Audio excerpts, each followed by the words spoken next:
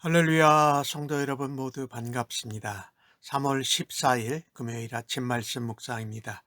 오늘 하루를 시작하는 첫 찬송은 214장, 나 주의 도움 받고자 찬송 올려드립니다.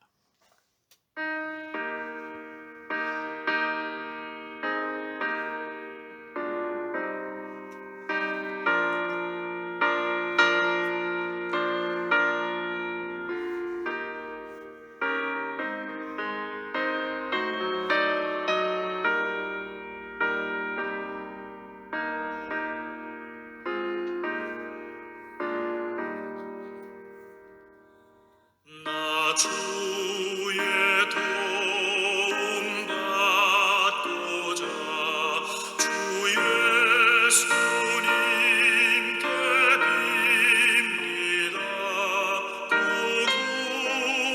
구원하라 하시사 날 받아주소서. 내 모습 이대로 주 받아주소서. 날 위해 돌아가신 주 날 받아주소서. 큰 죄에 빠져 영죽을 날 위해 피 흘렸으니 주 형상대로 빚으사 날 받아주소서.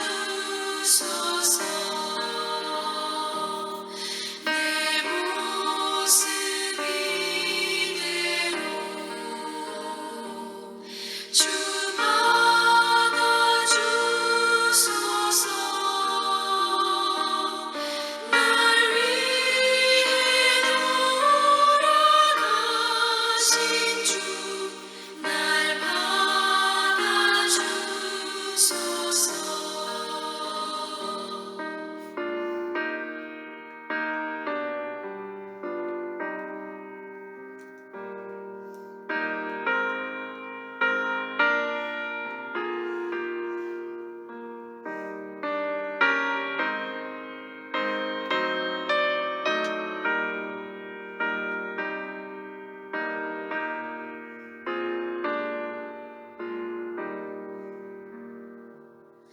내 힘과 결심 약하여 늘 깨어지기 쉬우니 주 이름으로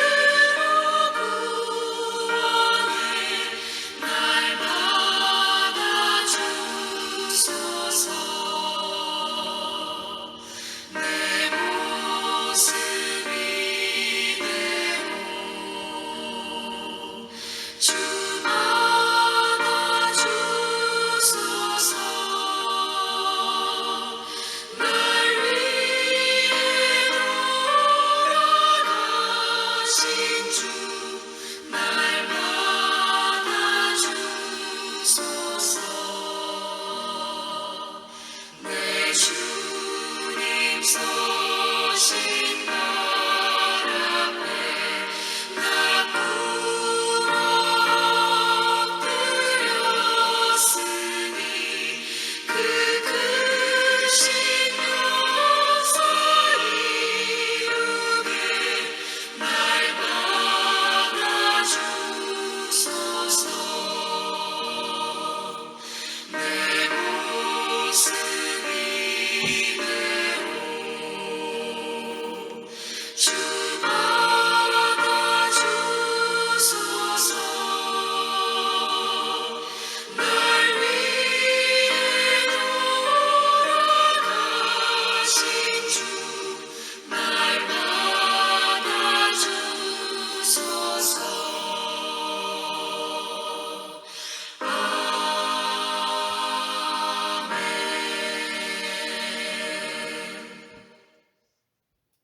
아버지 하나님, 오늘도 복되고 은혜로운 새날을 허락하여 주셔서 감사합니다.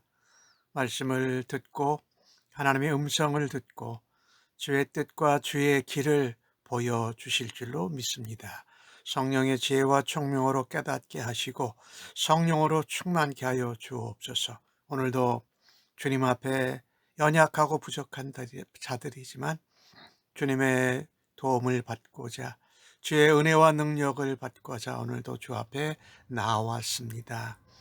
오늘도 주님과 함께 동행하며 주님을 따라서 닮아가며 주님과 같은 사명을 감당할 수 있도록 저희들을 기쁘게 사용하여 주심을 믿고 감사합니다. 오늘 하루를 온전히 의탁하면서 예수님의 이름으로 기도합니다. 아멘. 이 아침에 저희들에게 주시는 하나님의 말씀은 요한복음 21장 1절로 14절의 말씀입니다. 같이 성경을 읽습니다. 그 후에 예수께서 디베레 호수에서 또 제자들에게 자기를 나타내셨으니 나타내신 일은 이러하니라. 시몬 베드로와 디드모라 하는 도마와 갈릴리 가나 사람 나다나엘과 세베대의 아들들과 또 다른 제자 둘이 함께 있더니 시몬 베드로가 나는 물고기 잡으러 가노라 하니 그들이 우리도 함께 가겠다 하고 나가서 배에 올랐으나 그날 밤에 아무것도 잡지 못하였더니 날이 새어갈 때에 예수께서 바닷가에 서셨으나 제자들이 예수인지를 알지 못하는지라. 예수께서 이르시되 얘들아 너희에게 고기가 있느냐 대답하되 없나이다. 이르시되 그물을 오른편에 던지라 그리하면 잡으리라 하시니 이에 던졌더니 물고기가 많아 그물을 들 수 없더라. 예수께서 사랑하시는 그 제자가 베드로에게 이르되 주님이시라 하니 시몬 베드로가 벗고 있다가 주님이라 하는 말을 듣고 겉옷을 두른 후에 바다로 뛰어내리더라. 다른 제자들은 육지에서 거리가 불과 한 50칸쯤 되므로 작은 배를 타고 물고기 든 배를 끌고 와서 육지에 올라보니 숯불이 있는데 그 위에 생선이 놓였고 떡도 있더라. 예수께서 이르시되 지금 잡은 생선을 좀 가져오라 하시니 시몬 베드로가 올라가서 그물을 육지에 끌어올리니 가득 찬 큰 물고기가 153마리라. 이같이 많으나 그물이 찢어지지 아니하였더라. 예수께서 이르시되 와서 조반을 먹으라 하시니 제자들이 주님이신 줄 아는 고로 당신이 누구냐 감히 묻는 자가 없었더라. 예수께서 가셔서 떡을 가져다가 그들에게 주시고 생선도 그와 같이 하시니라. 이것은 예수께서 죽은 자 가운데서 살아나신 후에 세 번째로 제자들에게 나타나신 것이라. 아멘. 예수님께서 제자들에게 세 번째 나타나신 것입니다. 부활하고 나서 말입니다. 제자들은 베드로를 필두로 해서 모두 7명이 다시 자기들의 직업인 물고기 잡으러 갔습니다. 그 일에 베드로가 제일 먼저 얘기하죠. 나는 물고기 잡으러 가겠다. 역시 베드로는 다른 제자들에게도 영향력을 많이 끼치는 제자입니다. 모두 다 우리 다 함께 가겠다라고 배에 올라서 나갔으나 아무것도 그 밤에 잡지 못합니다. 예수님은 하나님이 나를 보내신 것 같이 나도 너희를 보낸다라고 하면서 하나님 나라를 위해서 또 예수 그리스도의 사랑과 또 희생과 또 복음을 위해서 세상으로 보낸다고 하셨는데 제자들은 여전히 그것을 깨닫지 못하고 있습니다. 부활하신 예수님께서 맡기신 사명, 예수를 전해야 할 사명을 잊고 물고기를 잡으러 갑니다. 아무런 소득이 없었습니다. 그때 예수님께서 바닷가에 서셨어요. 그들이 예수님인지 알아보지 못했습니다. 아마도 예수님이 부활하신 것을 보았지만은 체험했지만은 사명을 잃어버리고 있어서 그랬던 것 같아요. 잊어버리고 있어서 그런 것 같아요. 예수님이 다시 찾아오셔서 오른편에 배 오른편에 그물을 던지라고 말씀하십니다. 그때 말씀대로 고기가 많이 잡힙니다. 자, 갈릴리로 오시겠다고 예수님이 약속하셨어요. 근데 그걸 알아보지 못했는데 그제서야 주님인 것을 깨닫습니다. 예수님에게 처음 제자로 부름을 당할 때도 그때도 고기를 잡다가 밤새 허탕을 쳤는데 예수님의 말씀대로 했더니 고기를 잡고 그들이 예수님을 이제 따르게 된 것이잖아요.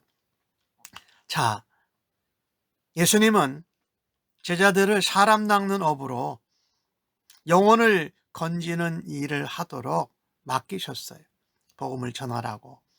그런데 그것은 예수님의 말씀을 신뢰하고 예수님의 능력을 의지하고 또 말씀에 순종할 때만 가능하다라는 것입니다.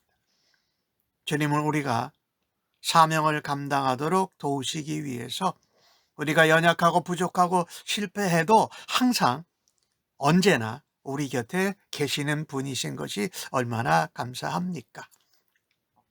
제자들이 다시 업으로 돌아갔을 때의 심정은 어땠을까요? 주님께 죄송했을 것 같아요. 그런데 그 주님이 다시 찾아오셔서 나와 함께 동행하고 우리를 위로하고 격려하고 인도하시며 사명을 새로 생각나게 해주시면 얼마나 감사할까요? 그들은 디베랴 호숫가에서 부활하신 예수님을 다시 만났습니다. 예수님은 우리의 삶에 영적인 일에만 관심 있으신 분이 아니십니다. 예수님은 그들이 전도하러 선교하러 가지도 않고 생업의 현장으로 다시 돌아간 것을 보시면 사실 우리가 생각할 때에는 예수님의 명령을 어겼다. 예수님의 사랑을 잊어버렸다. 또 3번씩이나 부인했던 베드로는 그것도 기억 못하고 있는 것 같습니다. 그러면 당연히 우리가 책망해야 하지 않습니까? 그런데 문제는 그게 아니었어요. 제자들이 예수님을 알아보지 못한 것이 문제였어요. 자, 나중에 주님을 알아보았습니다. 누가 제일 먼저 알아보았냐면 예수님의 사랑하시는 제자 요한이 그것을 알아보았습니다. 베드로에게 주님이시다 이렇게 말을 합니다. 자, 그러고 나서야 비로소 주님을 알아봅니다. 물고기를 많이 잡고 나서 말입니다. 부활하신 주님이 그들이 다시 생업의 현장, 일상으로 돌아갔을 때도 직접 찾아오셨다라는 것을 전혀 예상치도 못했을 겁니다. 생각지도 못했을 것입니다. 주님은 오늘날도 우리의 일상 속에서 우리의 생업의 현장에서도 우리를 찾아주시고 우리를 만나주시는 분이십니다. 그래서 우리는 항상 기대할 것이 내 삶에 주님이 항상 함께하고 찾아주신다라는 부활의 주님을 소망해야 할 것입니다. 언제든지 주님이 우리의 삶의 현장에 오실 수 있다라는 것을 기억하고 살아갈 수 있기를 주님의 이름으로 간절히 축복합니다. 또 오늘 베드로가 예수님이라는 것을 듣게 되면서 예수님께로 달려갑니다. 옷을 벗고 있다가 겉옷을 들이고 뛰어갑니다. 베드로의 그 주님을 사랑한 열정, 그것 때문에 또 달려갔어요. 제자들은 한 90여 미터 되는 데서 물고기가 가득 찬 배를 끌고서 작은 배로 끌고 오고 베드로는 먼저 주님께로 뛰어갑니다. 근데 와서 보니까 숯불이 켜져 있고 그 위에 생선과 떡이 놓여져 있다라는 것입니다. 예수님이 준비해 두신 것이지요. 베드로가 이 숯불을 보았을 때에는 예수님을 부인했던 자신이 불을 쬐고 있었던 모습이 떠올랐을 것이에요. 예수님은 따뜻한 조반을 준비해 두시면서 베드로와 제자들을 격려하십니다. 또 복음을 전하러 전도를 하러 나가야 되는데 나가지 않고 생업에 있는 그런 모습에 주님이 다시 한번 찾아오셔서 격려하십니다. 너희들의 배반 실패를 일어서고 가시 사명을 감당하기를 원하신 것이지요. 또 예수님은 조반을 먹으라, 와서 먹으라 하면서 예수님이 직접 떡과 생선을 친히 그들에게 갖다 주십니다. 참 제자들은 부활하신 주님이 세 번째 찾아주셔서 그들의 식탁을 준비해 주고 또 그들에게 나눠주시는 것을 겪으면서 아마 벅찬 마음에, 죄송한 마음에 아무 말도 하지 못했을 것입니다. 제자들은 주님께 얼마나 죄송스럽고 씁쓸한 마음이었을까요? 주님께서 직접 아침 식사를 준비해 주시면서 그들을 사랑으로 평안으로 품어주신 것입니다. 예수님이 말씀하시니까 고기가 그물이 끊어질 정도로 찢어질 정도로 잡히고 또 예수님께서 말씀하신 대로 하니까 그 고기가 많은데도 찢어지지 않았다. 이 기적의 기적이 또 일어난 거지요. 누구십니까? 부활의 주님이시지요. 부활하신 주님이 거기에 계셨기에 기적이 일어난 것이지요. 주님은 우리의 연약함을 덮어주시는 분이십니다. 주님의 사랑으로, 주님의 평안으로, 주님의 온유함으로 덮어주시고 다시금 회복돼서 주님의 말씀과 능력으로 우리가 일어서도록 역사하십니다. 특별히 그것을 위해서 오늘 주님이 기적도 보여주시지 않으셨습니까? 물고기를 잡는데 또 허탕 쳤는데 주님이 말씀하신 데다가 그물을 던지니까 정말 그물이 찢어질 정도로 꽉 잡혔고 그물도 찢어지지 않았습니다. 말씀에 순종하면 항상 기적을 체험하게 된다라는 것이지요. 오늘 부활하신 주님이 제자들 옆에 정말 육체적으로 오셔서 그들에게 아침상을 차려주시고 또 그들에게 직접 음식을 나눠주신 것이 바로 부활하신 예수님의 확실한 증거가 아닐까요? 예수님이 부활하셨다는 것은 사람들이 믿는 것이 쉽지 않습니다. 예수님이 부활하셔서 나타나시기 전에 제자들도 누구 중에 그 사실을 믿지 않았습니다. 그런데 예수님이 제자들이 문을 걸고 숨어 있을 때 도마가 다시 의문을 할 때 나타나시고 오늘 또 직접 나타나신 것입니다. 이것을 요한 사도가 구체적으로 기록한 이유는 뭘까요? 예수님의 부활이 역사적으로 실제한 사건, 팩트다라는 것을 알려주는 것이지요. 예수님이 준비하신 생선과 떡으로 제자들이 함께 주님과 식사를 나누는 것은 예수님이 육체로 부활하셨다는 증거가 아니고 뭐겠습니까? 우리는 부활하신 예수님을 직접 보지 못했으나 말씀대로 믿고 보지 않고 믿는 복된 사람이라고 말씀한 것처럼 우리는 부활의 주님을 믿고 들음으로 부활하신 주님을 따라가는 은혜가 있기를 간절히 바랍니다. 우리 주님은 삶의 현장에 부활하신 분으로 직접 찾아오셨고 제자들에게 아침 식사를 준비하면서 실패와 배반과 망각한 것을 사랑과 은혜와 용서로 덮어주십니다. 오늘 주신 말씀을 생각하면서 주님이 제자들을 찾아주셔서 기적을 다시 체험케 하시고 제자들을 따뜻하게 먹여주신 것을 보면 참으로 아름답고 정겨운 모습이 아닙니까? 주님은 수고하고 무거운 짐진 자들을 부르셨습니다. 내게 와서 안식과 평화와 쉼을 얻으라. 목마른 자에게는 내가 그 목마름을 해결해 주시겠다고 약속하신 주님 아시니까 그분이 말없이 찾아오셔서 아침을 준비해 주시고 또 제자들의 긴장하고 또 뭔가 자기들이 잘못한 생각들을 주님께서는 다 품어주십니다. 절망, 외로움, 아쉬움이 있는 곳에 우리 주님이 항상 함께 계십니다.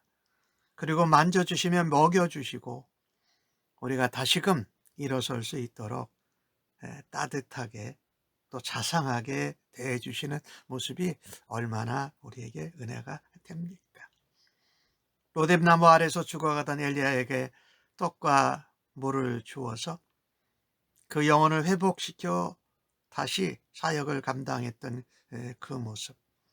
우리 주님은 우리가 연약하여 실패하고 넘어졌을 때에도 항상 우리를 찾아주셔서 함께 하시고 우리에게 영과 육이 회복되는 떡과 이 생선, 이 식사를 준비하고 기다리고 계십니다. 그 주님을 오늘도 바라며 주님과 함께 동행하는 하루가 되어지기를 간절히 바랍니다. 아멘. 하나님 아버지, 불순종으로 불신앙으로 헛된 수고만 계속하는 저희들을 불쌍히 여겨주시니 감사합니다. 저희를 찾아주시고 따뜻한 사랑과 온유로 저희들을 먹여주시고 함께 하시는 주님을 알아보기를 간절히 원합니다. 연약하고 부족하고 실수하고 어리석은 저희들을 꾸짖지 않으시고 주님의 풍성한 사랑과 은혜로 먹여주시는 주님에게 달려가기를 원합니다. 삶의 현장에 찾아오셔서 섬세하게 개입하시고 역사하시는 주님 감사합니다. 현실에 갇혀 우리의 이성과 경험에 갇혀서 주님을 알아보지 못하는 저희들의 눈을 밝히 열어 주시옵소서. 부활하신 예수 그리스도께서 오늘도 살아 계셔서 우리와 함께 하시며 뜨겁게 저희를 사랑하시고 주님과 먹고 마시는 교제의 삶으로 우리가 힘을 얻고 주신 사명을 감당하게 하여 주옵소서. 감사합니다. 예수님의 이름으로 기도하옵나이다. 아멘.